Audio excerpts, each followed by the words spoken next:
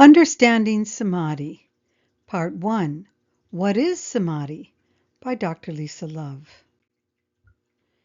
Most people live life caught up in what is known as the world of the five senses, the outer world, comprised of what we see, hear, touch, taste, and smell.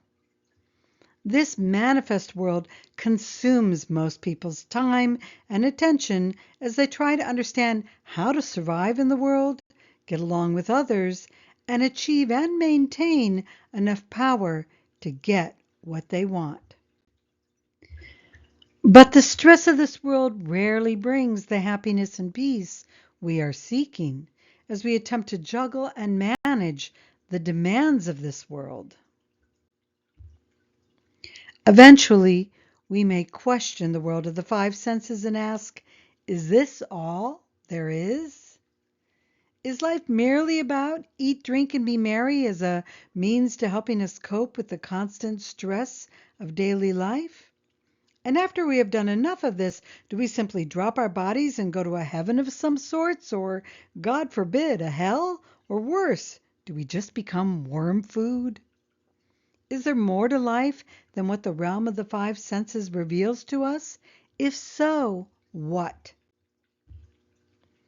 Thousands of years ago, wise sages attempted to answer that question and discovered a way to live a more satisfying life and achieve greater happiness.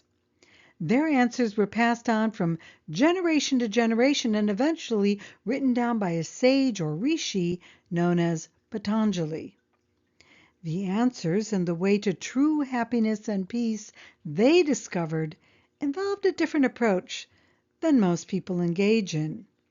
They advocated shutting off the world of the five senses to enter something known as Samadhi. They found that by entering Samadhi, we would discover and reveal the self, or who we really are, as infinite, boundless beings, Sat, consciousness, Chit, and bliss, Ananda. If we engaged in the practices that led us to Samadhi long enough, we would even reach enlightenment or Kaivalya. But to get there, we had to practice Chitta Vritta Nirodha, or restraint Nirodha, of the modifications Chitta of the mind coverings or vrittis. In short, we want to remove the mind coverings that keep the brain too active to see who we really are. But what are these vrittis? They are the four layers that cover our ability to realize the self, comprised of sensations that happen when we are engaging our physical bodies in the outer world, emotions that occur when the world impacts us in either a positive or negative way, thoughts that keep us always engaged with the world out there and what we think and believe about it, the separated self that makes us think we are individual, unique, and better or worse than the people around us. When these vrittis are cleared away, our true self is revealed in Samadhi. In many traditions, this is known as moksha, enlightenment, Kaivalya, or initiatory experiences. However, Samadhi is not something we achieve. It is not a prize we win. Samadhi is simply the realization of what always already exists, like the sun that we see when the clouds are cleared away. The clouds are the vrittis that we are attempting to clear to realize the self that always already is there. By entering into Samadhi over and over again, we become established or stabilized in the unbroken realization of the self. We constantly remember the self or sun we are, which is mastery. Yes, we still live in the world of the five senses, but though the clouds, coverings, or vrittis come and go, we do not get caught up in them. More so, we are able to live in the world in such a way We help remove the clouds or vrittis for others. However, this is not an easy practice, and as Patanjali revealed, there is much more to this discipline than meets the eye. The word samadhi is actually made up of the word sama, meaning upright, impartial, just, good, or virtuous, and adi, that means over and above.